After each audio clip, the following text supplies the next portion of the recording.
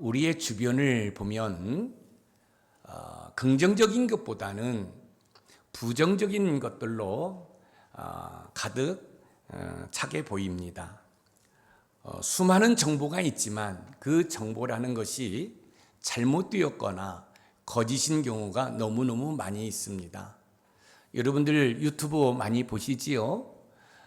그 유튜브를 보면 조회수를 늘리기 위해서 과장하고 자극적인 것들이 얼마나 많은지 모릅니다.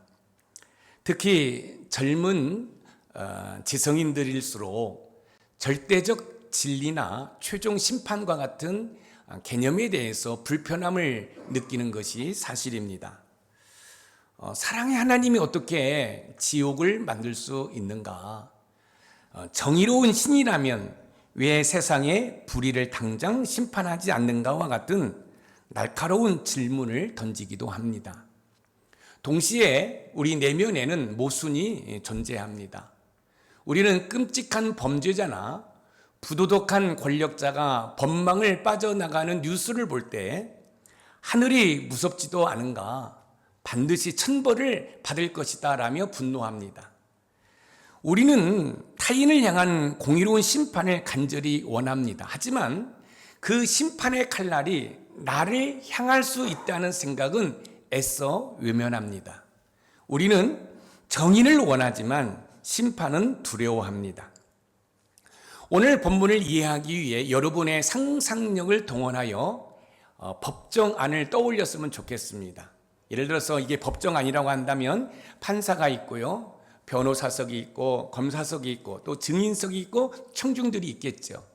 그래서 여러분들이 이 법정안을 이미지를 상상하면서 말씀을 드리면 이해하기가 쉬울 것입니다. 오늘 본문인 요한계시록 15장은 정의를 원하지만 심판을 두려워하는 우리에게 하나님의 마지막 심판이 어떻게 시작되는지를 우리에게 보여주고 있습니다. 오늘 본문 5절에 보면 증거 장막의 성전이 열린다고 이야기하고 있습니다. 증거란 하나님의 완벽한 법인 십계명을 말합니다. 하나님의 완전한 법 앞에서 저와 여러분들은 모두가 유죄입니다. 그렇다면 우리에게 희망은 없는 것일까요? 여러분, 하나님의 말씀에 비추어 보면 여기 있는 김 목사를 비롯하여 여러분 모두가 유죄라는 것입니다. 그런데요, 복음은 죄인된 우리를 구원하시고자 하시는 하나님의 유일한 해답입니다. 하나님께서는 공의를 포기하지 않으시면서 우리를 구원할 길을 열어놓으셨는데 그것이 바로 십자가의 길입니다.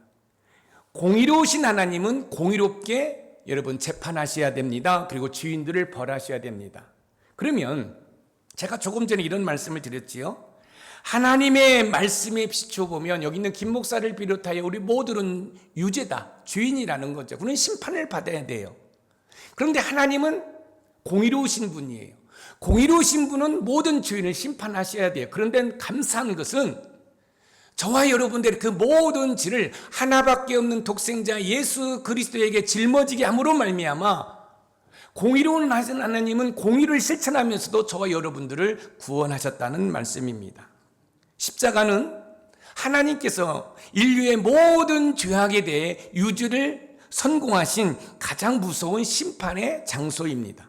동시에 그 모든 죄값을 하나님의 아들 예수 그리스도께서 대신 치르심으로 그를 믿는 모든 자에게 무죄를 선언하시는 가장 놀라운 은혜의 장소이기도 합니다. 그러므로 마지막 진노의 대절 심판은 사실상 십자가라는 은혜의 초청을 끝까지 거부한 세상에 대한 하나님의 최종적인 공의의 실현입니다. 여러분, 이 십자가를 한번 보십시오. 이 십자가는 처절하지 않습니까? 그런데 예수님을 믿지 않는 자들에게는 이 십자가는 처절한 모습으로만 보입니다. 그런데 여러분, 저 십자가를 한번 보십시오. 예수님을 믿지 않는 자들은 처절한 십자가였지만 예수님을 믿는 우리의 모든 삶을 되돌아볼 때에는 저 십자가는 우리의 모든 죄악을 깨끗이 씻긴 은혜의 장소라는 말씀입니다. 그러니까 여러분, 저 십자가가 저와 여러분을 죄악에서 구원해 놓은 은혜의 장소인 것을 믿으시기 바랍니다. 그럼 마지막 심판을 통해서 하나님께서 저와 여러분에게 들려주시고자 하시는 메시지는 무엇인지 하나하나 살펴보면서 은혜 받고 도전받는 귀한 시간이 되기를 주님의 이름으로 축복합니다. 첫 번째, 마지막 심판의 두려움은 하늘의 법정이 열릴 때 시작된다는 것입니다. 요한계시록에는 세 가지 심판이 나오는데 어떤 심판이 나온 줄 아십니까? 우리가 앞에서 살펴보았던 것처럼 그 다음에 나팔, 그리고 마지막 여러분 대접 심판이 나옵니다. 마지막 심판은 하나님의 진노의 큰 포도주 틀에 던져지기 때문에 참혹하다는 것이지요. 우리가 지지난주에 살펴보았지 않습니까? 농부가 포도를 수확해서 포도주 틀에 넣어서 여러분 이 포도즙을 내는 것처럼 마지막 심판은 그런 참혹한 심판이라는 말씀입니다. 요한계시록 15장은 7 대접 재앙 심판의 서곡입니다.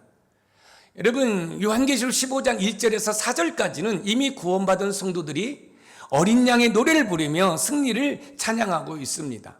우리가 살펴보았잖아요. 하나님의 보좌가 있고 유리바다가 있습니다. 그리고 유리바다의 끝에는 불꽃이 타오르고 있어요. 근데 믿음으로 승리한 자들은 그 환난, 그 불꽃을 통과해서 하나님의 보좌 앞에서 모세의 노래와 어린 양의 노래를 부른다는 거죠. 하나님을 찬양한다는 거지요. 그리고 5절부터는 마지막 심판의 두려움은 하늘의 법정이 열릴 때 시작된다는 것을 우리에게 가르쳐주고 있습니다. 오늘 본문 요한계시록 15장 5절 말씀을 읽어봅니다. 시작.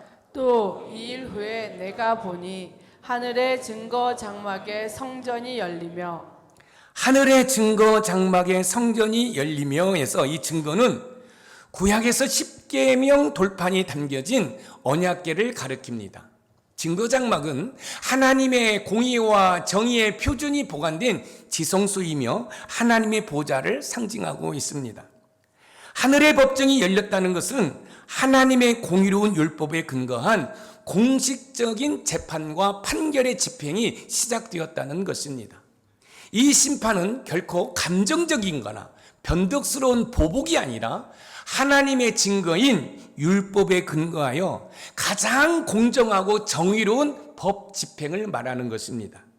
법정에서 재판을 하듯이 마지막 심판은 하늘의 법정이 열릴 때 여러분 심판이 시작된다는 말씀입니다. 사랑하는 성도 여러분, 죄인이 있지 않습니까? 그럼 이 죄인은 법정에 서게 되지요. 그래서 이제 이 판사가 그 사람의 행적을 다 조사해서 변호사와 검사가 공방하는 가운데 다 들어본 다음에 판사가 여러분 선고를 떨립니다. 그러면 그 사람은 이제 벌금형이 된다, 아니면 징역을 산다, 아니면 무죄다라는 선고를 내게 되겠지요. 저와 여러분도 마찬가지입니다. 마지막 심판 때에 하나님의 법정에 쓴다는 거지요. 그런데 놀라운 사실은 저와 여러분들은 그 법정에서 아무런 두려움이나 여러분 공포에 빠지지 않는다는 사실입니다. 왜요? 예수님께서 저와 여러분들의 모든 죄값을 지불했기 때문에 저와 여러분들은 죄에 대해서 자유함이 있는 거지요. 그러나 예수 그리스도를 믿지 않는 자들에게는 여러분 심판이 있습니다. 여러분 유죄라고 선고가 떨어진다는 말씀이지요. 하나님께서 이 증거 장막을 여시는 목적은 무엇일까요? 이는 하나님의 공의가 반드시 실현됨을 보여주기 위해서입니다. 그런데 이 증거인 율법은 우리 스스로의 힘으로는 지킬 수 없기 때문에 우리 모두는 이 율법 앞에서 유죄입니다. 죄인이라는 말씀입니다. 그렇기 때문에 우리의 죄의 문제를 해결하실 누가 필요할까요? 예수 그리스도가 필요한 것입니다. 예수 그리스도가 없는 자들은 유죄입니다. 그러나 예수 그리스도가 있는 자들은 무죄입니다.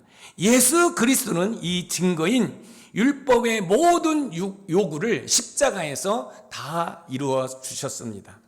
예수님께서 십자가에서 마지막으로 하신 말씀이 어떤 말씀입니까? 다 이루었다. 테텔레스타입니다. 여러분, 다 이루었다는 것은 뭐냐면 예수님께서 저와 여러분의 죄값을 지불했다는 거예요. 이 테텔레스타이는 경제적인 용어입니다. 상업 용어예요. 그러니까 뭐예요? 우리 예수님이 자신의 생명을 지불하고 저와 여러분들을 죄악에서 구원해 주셨다는 거예요. 그렇기 때문에 저와 여러분들이 이제 마지막 심판을 하는데 이 마지막 심판 가운데 저와 여러분들은 무죄라고 하나님께서 선고하신다는 말씀입니다. 우리가 기억해야 할 것은 하늘 법정의 시작은 율법을 어기고 그리스도를 거부한 자들에게는 두려운 심판의 시작이지만 율법을 완성하신 그리스도 안에 있는 자들에게는 우리의 구원이 얼마나 확고한 법적 근거 위에 서 있는지를 여러분 최종적으로 확증하는 승리의 선포입니다. 사랑하는 성도 여러분, 우리는 어떻게 하면 이 공의로운 심판대 앞에 당당히 설 수 있을까요? 심판대 앞에 당당히 서기 위해서는 우리의 변호인이신 그리스도를 신뢰할 때 가능합니다.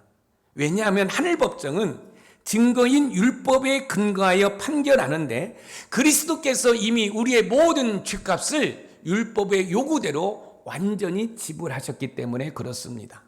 사랑하는 성도 여러분, 예수님을 믿지 아니하고는 우리의 죄를 용서받을 수 없습니다. 그렇기 때문에 저와 여러분들은 이제 마지막 심판 때에 하늘의 법정에 설 텐데 예수 그리스도를 믿는 자들에게는 무죄를 선고받는 날이고 예수 그리스도를 믿지 않는 자들에게는 유죄를 선고받는 날이라는 사실입니다. 예수님께서 말씀하셔서 다 이루었다, 죄값을 지불했다라는 거지요. 예수님께서 십자가에서 율법의 요구대로 우리의 모든 죄값을 지불하셨기 때문에 그 어떤 누구도 저와 여러분을 향하여 정죄할 수 없습니다. 로마서 8장 1절에서 2절 말씀을 읽어보겠습니다. 시작.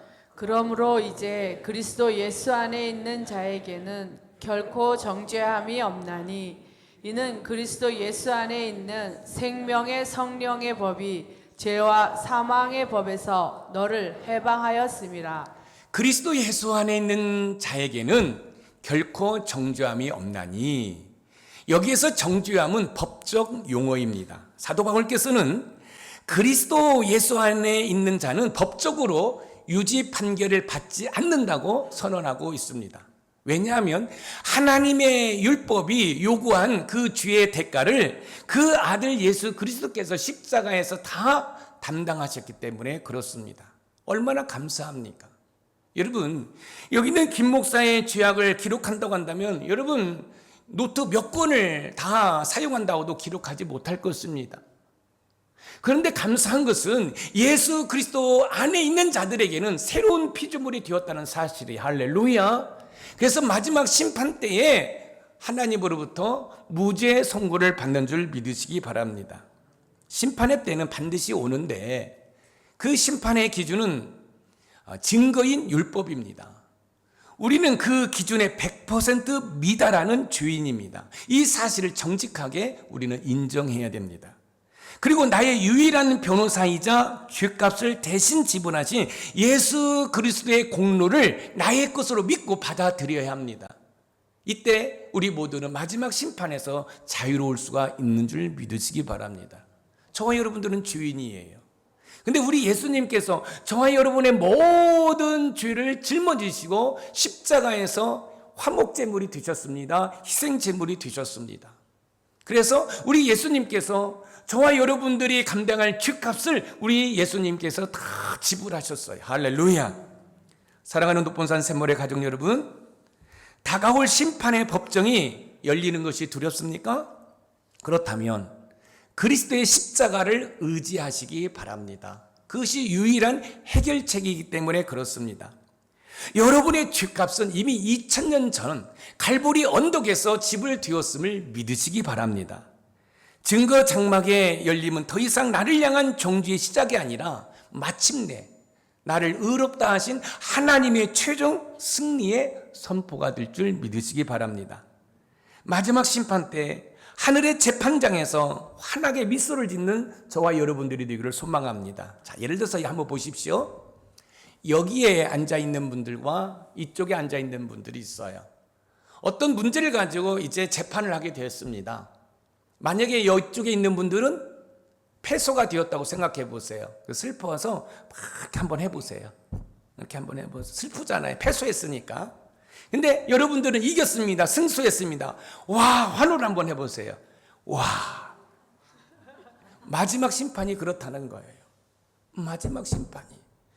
예수님을 믿지 아니하면 패소당해서 지옥으로 간다는 거예요. 감옥으로 간다는 거예요. 그런데 예수 그리스도를 믿기 때문에 예수 그리스도의 보혈이 머리끝부터 발끝까지 흐름으로 우리의 죄가 다 씻겼기 때문에 여러분 재판장에서 무죄라고 여러분 판결받는 줄 믿으시기 바랍니다. 먼 훗날 저 천국에서 마지막 심판 때 재판장에서 내가 구원받았다라고 기뻐 뛰며 환호하는 하나님께 영광 돌리는 저와 여러분들이 되기를 소망합니다. 그런데요, 저기에 있는 명단은 어떻게 하시겠습니까? 여러분들은 승소해서 여러분들은 죄사함 받아서 하나님 감사합니다, 감사합니다, 나를 구원해 주신 하나님 감사합니다로 외칠 때 저 명단은 어떻게 하실래요? 여러분의 부모님은 어떻게 하실래요? 여러분의 남편은 어떻게 하실래요? 여러분의 아내는 어떻게 하실래요? 여러분의 자녀들은 어떻게 하실래요? 마냥 기뻐하시겠어요? 사랑하는 성도 여러분, 우리를 향하여 무죄라는 판결과 함께 주님 감사합니다라고 고백하고 선포하고 기뻐하는 저와 반면에 이를 갈며 슬퍼하며 그때 우리 남편이 교회 가자고 할 때, 그때 우리 아내가 교회 가자고 할 때, 그때 우리 엄마가 교회 가자고 할 때 법정 밖에서 이를 갈며 눈물을 흘리며 통곡하는 자녀들의 가족들의 얼굴을 외면하시겠습니까? 요한계시록을 저는 강해를 하면서 감동입니다. 요한계시록은 공포의 책이 아니라 하나님의 천국으로 들어오라는 예수님의 간절한 호소인 줄 믿으시기 바랍니다. 두 번째, 마지막 심판의 두려움은 거룩한 집행자가 준비될 때 시작된다는 것입니다. 마지막 심판의 두려움은 하늘의 법정이 열리고 거룩한 집행자가 준비될 때 시작됩니다. 7 재앙을 가진 7 천사가 성전으로부터 나옵니다.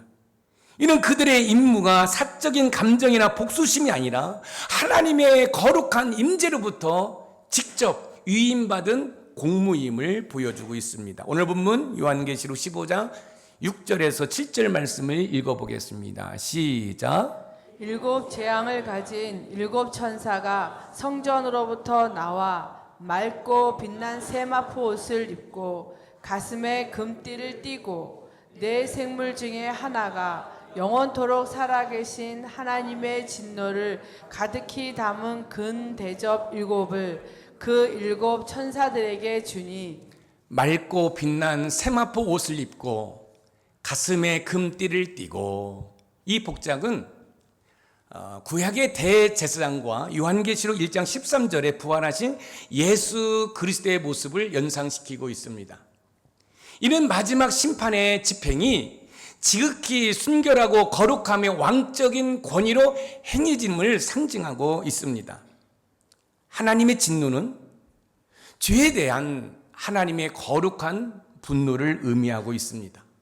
이는 인간의 변덕스러운 화가 아니라 거룩함이 죄를 만났을 때 필연적으로 나타나는 반응이라는 사실입니다.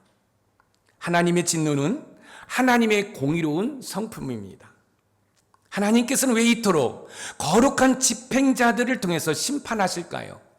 그것은 죄의 더러움과 하나님의 거룩함이 얼마나 순결한지를 대조시키기 위해서 그렇습니다. 천사들의 거룩한 모습은 궁극적인 대제사장이며 만왕의 왕이신 예수 그리스도의 순결함과 권위를 반영하고 있습니다. 사실 이 심판의 진정한 주관자는 예수 그리스도 자신입니다. 그것을 우리는 아셔야 돼요. 진노를 가득히 담은 근 대접 7은 본래는 우리의 죄 때문에 우리가 받아야 했습니다. 그런데 우리 예수님께서 겟세마네 동산에서 이렇게 기도합니다. 할 수만 있으면 이 잔을 옮겨 주시옵소서. 할 수만 있으면. 왜요? 이 잔은 여기는 김 목사가 마셔야 돼요. 여러분들이 마셔야 돼요. 근데 우리 예수님께서 아버지의 뜻대로 되길 원합니다라고 여러분 저 십자가에서 피 흘려 돌아가십니다. 저와 여러분들이 받아야 할 그 진노의 그 잔을 다 마신 거지요. 그러므로 마지막 심판은 그리스도를 거부하고 끝까지 믿지 않는 자들에게 임하는 최후의 심판입니다. 예수님을 믿는 저와 여러분에게는 마지막 심판이 해당 사항이 없어요. 사랑하는 성도 여러분, 우리는 어떻게 하면 이 거룩한 진노의 집행 앞에서 구별될 수 있을까요? 거룩한 진노의 집행 앞에서 구별되기 위해서는 그리스도의 피로 거룩한 세마포 옷을 입을 때 가능합니다. 왜냐하면 그리스도께서 입혀주시는 의의 옷만이 우리를 그 진노로부터 가려주는 유일한 피난처가 되기 때문에 그렇습니다. 옷을 입어야 된다니까 이 옷을 입어야 된다는 말이 아니에요. 잘 보세요. 우리가 보지 말아야 할 것을 보았어요. 우리 눈이 오염이 됐죠. 우리가 말하지 말아야 할 것을 말을 했어요. 여러분 오염이 됐죠. 내가 듣지 말아야 할 것을 들었어요. 오염이 됐어요. 그런데 예수님을 믿지 않는 자들은 그 오염된 상태로 법정에 설 수밖에 없어요. 저와 여러분도 마찬가지죠. 목사임에도 불구하고 하지 말아야 할 말을 할 수 있죠. 여러분 지금 인터넷을 통해서 수많은 음란물이 돌고 있지 않습니까? 또 인터넷에는 여러분 조건 만남이 있어가지고서나 여러분 밤에 채팅을 해서 여자를 만나고 남자를 만나고 하룻밤을 지나고 원나잇을 하고 다 오염이 돼버렸잖아요. 그런 상황 가운데 예수 그리스도께서 죄값을 지불하고 그 보혈이 우리를 정결케 했단 말이지요. 그래서 저와 여러분들이 마지막 심판에 법정에 설 때 여러분 죄 없다고 인정을 받는다는 거지요. 이런 은혜와 복이 어디에 있느냐는 거예요. 예수님께서 십자가에서 흘리신 보혈이 죄로 오염된 우리의 옷을 희게 했습니다. 요한계시록 7장 14절 말씀을 읽어봅니다. 시작. 내가 말하기를 내 주여 당신이 아시나이다 하니 그가 나에게 이르되 이는 큰 환난에서 나오는 자들인데 어린 양의 피에 그 옷을 씻어 희게 하였느니라. 어린 양의 피에 그 옷을 씻어 희게 하였느니라. 심판의 때에 구원받은 우리의 특징은 그들의 옷이 희다는 것입니다. 그런데 놀라운 것은 그 옷은 어린 양의 피에 씻겨 희게 되었다는 사실이지요. 어린 양의 붉은 피가 죄로 오염된 옷을 희게 했기 때문에 진노의 심판을 피하게 되는 것입니다. 여기 보세요. 어린 아이들이 밖에서 흙장난하고 놉니다. 땀을 흘립니다. 떼꾸죽물이 양 줄줄 흐르지요. 그리고 집에 들어가면 어떻습니까? 엄마가 욕실로 데려가서 여러분 깨끗하게 씻기고 여러분 잠옷으로 갈아입히잖아요. 그러면 어떻게 됩니까? 엄마 품에 안겨서 새근새근 잠을 자게 되지요. 이게 자녀의 모습이죠. 바로 저와 여러분의 모습이기를 소망합니다. 근데 한번 생각해 보세요. 어떤 누구도 나를 씻길 사람이 없어요. 어떤 누구도 더러운 옷을 갈아필 사람이 없어요. 여러분 그것처럼 처량하고 그것처럼 안타까운 모습이 어디 있겠습니까? 내가 해가 진녘에 갈 집이 없다고 한다면 그것처럼 서러움이 어디 있겠어요? 그런데 예수 믿고 구원받은 저와 여러분들은 우리 주님께서 이 땅에서 땀 흘리고 수고하면서 오염된 우리의 모든 것을 어린 양의 보혈로 깨끗이 씻겨주고 새하얀 세마포로 입혀주신 줄 믿으시기 바랍니다. 그래서 이 하얀 옷을 입어야 된다는 것은 클로스, 이 천을 입는 것이 아니라 그런 의미로 여러분들이 받아들이셔야 된다는 거예요. 마지막 심판은 지극히 거룩한 기준으로 진행됩니다. 우리의 죄로 오염된 더러운 옷으로는 이 심판대를 절대로 통과할 수 없습니다. 죄로 오염된 옷을 벗어버리고 그리스도께서 십자가에서 피로 사신 흰 세마포를 덧입어야 여러분 마지막 심판대에 자유함을 누릴 수 있음을 믿으시기 바랍니다. 마지막 심판의 때가 점점 다가옵니다. 그리스도의 피로 여러분의 옷을 매일 씻으시기를 주님의 이름으로 부탁드립니다.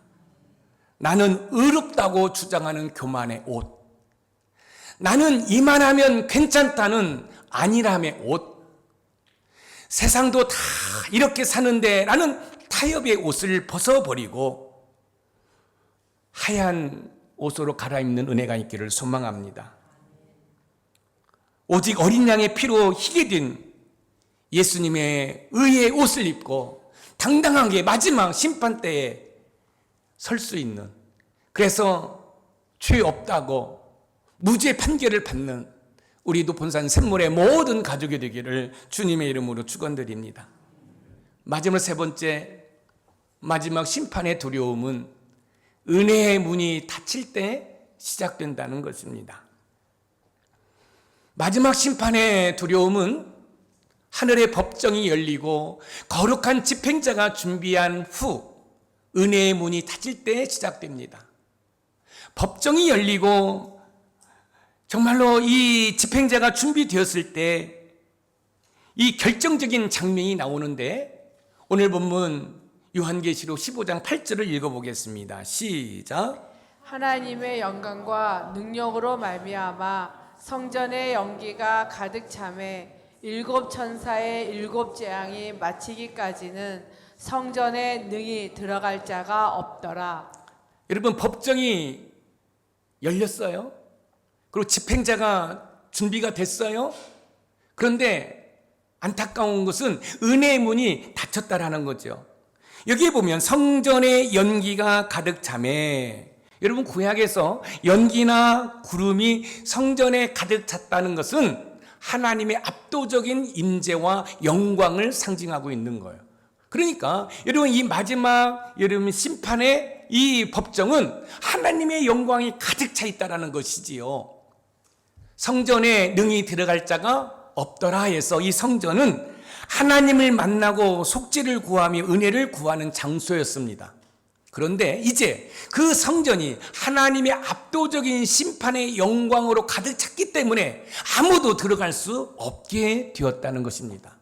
이것은 은혜의 시간이 끝나고 심판의 시간이 시작되었음을 상징적으로 충격적인 모습으로 보여주고 있는 것입니다. 더 이상 중보 기도나 회개의 기회가 주어지지 않고 되돌릴 수 없는 심판의 시작을 알리고 있는 것입니다. 여러분, 은혜의 문이 닫혀버렸어요. 그 은혜의 문에 들어가야 구원받는데 그 은혜의 문이 닫혀버려졌다는 거예요. 다시 회개할 수 있는 그런 기회가 없다라는 거예요. 하나님께서는 왜 은혜의 통로였던 성전의 문을 닫으실까요? 이는 은혜의 기회가 영원하지 않음을 우리에게 분명히 보여주시는 것입니다. 지금 이 시대는 은혜의 시대입니다. 왜냐하면 예수 그리스도께서 십자가에서 죽으심으로 성전의 휘장이 위에서 아래로 여러분 찢으시면서 어떤 누구도 예수님의 이름으로 하나님의 보좌 앞으로 나갈 수 있는 길이 열렸습니다. 그죠? 지금은 어떤 누구든지 하나님 앞에 나아갈 수 있게 되었어요. 그런데 마지막 심판의 때는 이 은혜의 문이 닫힌다는 거예요. 자, 그러면 저와 여러분들은 예수님을 믿었기 때문에 여러분 성전 안에 들어가 있겠죠. 그리고 무죄를 받겠죠. 우리는 환호성을 저지르겠죠. 그런데 저 이름은, 저 얼굴들은 어떻게 하면 좋을까요? 저는 내버려 두어요? 눈에 넣어도 아프지 않는 자녀들 내버려 두어요? 허리가 힐 정도로 나를 양육하기 위해서 뒷바라진 우리 부모님들 모른 채 할 거예요.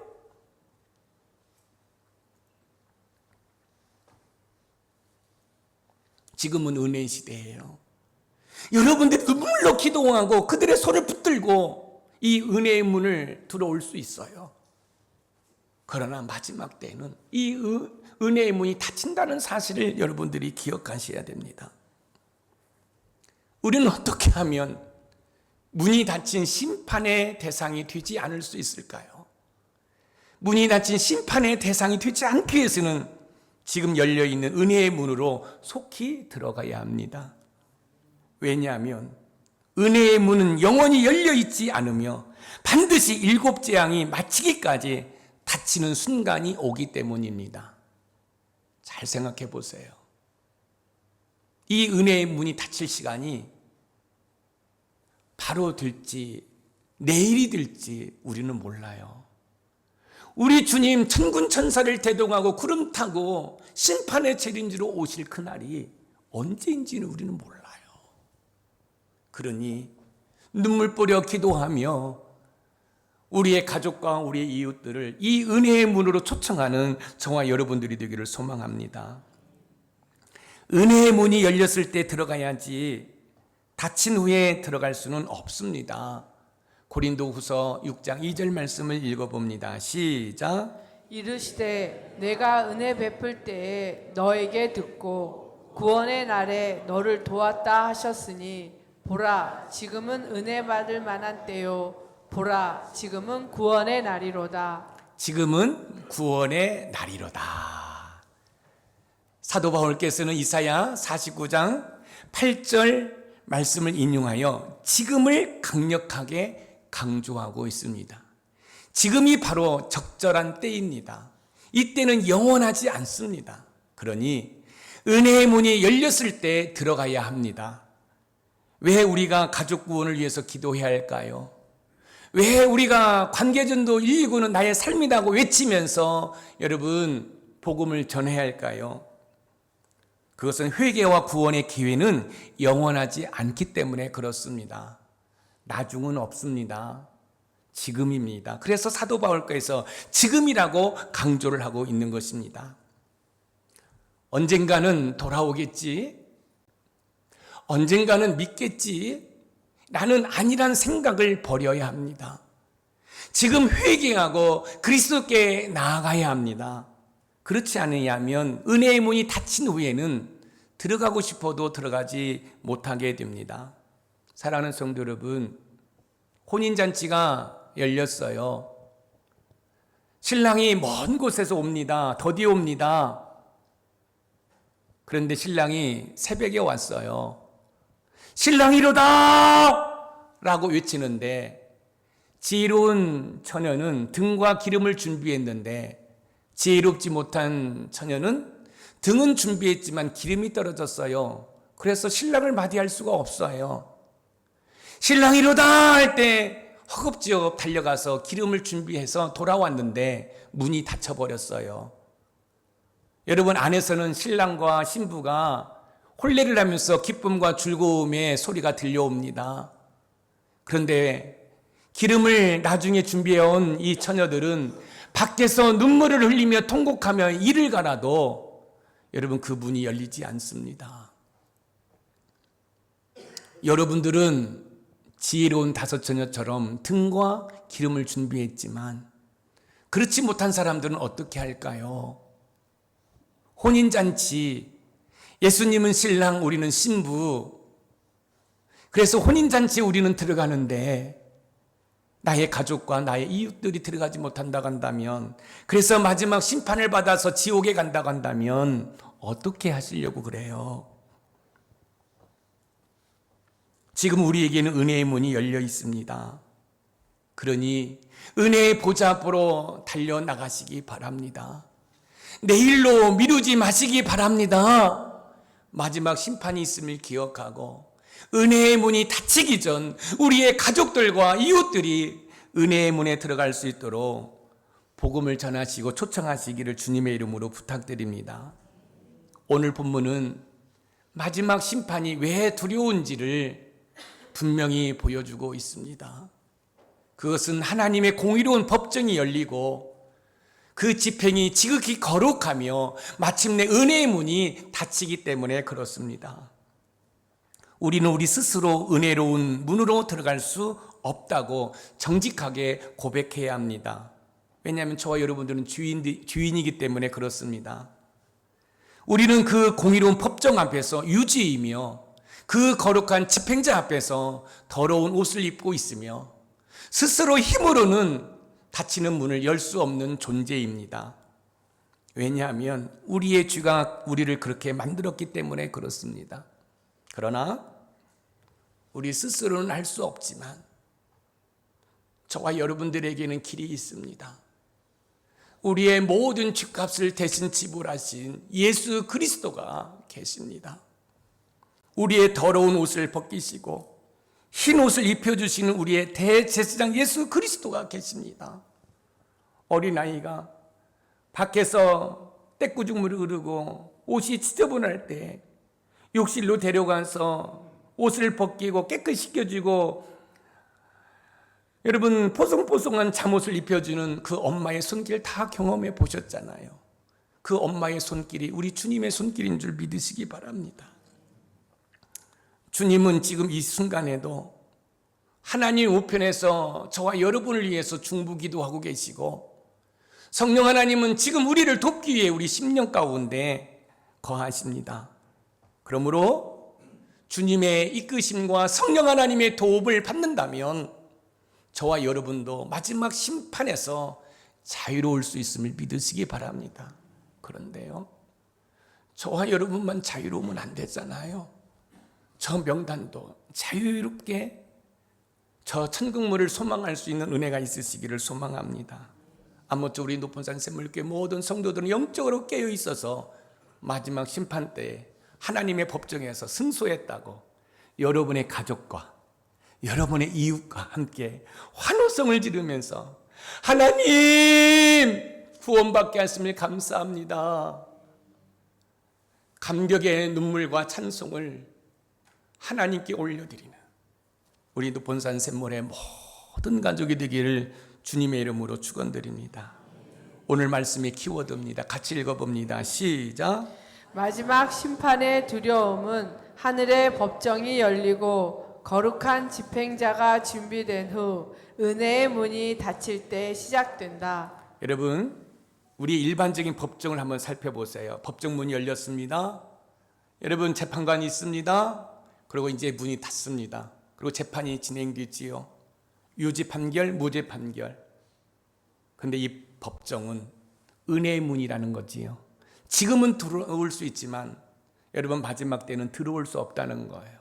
그래서 여러분의 가족과 여러분의 이웃들을 이 은혜의 문으로 들어와 법정에서 무죄 판결을 받아 다 천국 가는 저와 여러분들이 되시기를 주님의 이름으로 축원드립니다. 오늘 합심의 기도가 좀 긴데 그래도 우리 한번 힘차게 한번 외쳐보겠습니다. 시작. 오직 나의 유일한 변호인이시며 율법의 완성이신 예수 그리스도의 십자가 공로만을 붙들고 확신 가운데 서게 하옵소서. 아멘. 심판의 날에 부끄러움 당하지 않도록 날마다 그리스도의 보혈로 정결케 되어 거룩한 신부로 준비되게 하옵소서. 아멘. 언젠가가 아닌 지금 결단하게 하시고 아직 열려있는 은혜의 문, 구원의 문이신 예수 그리스도로 지체 없이 나아가며 아직 문 밖에 있는 영혼들을 담대히 초청하는 전도자가 되게 하옵소서. 아멘. 아멘. 여러분의 눈물을 흘리는 기도와 헌신으로 여러분의 가족과 여러분의 이웃들이 은혜의 문 예수 그리스도로 들어오는 역사가 일어나기를 주님의 이름으로 축복합니다.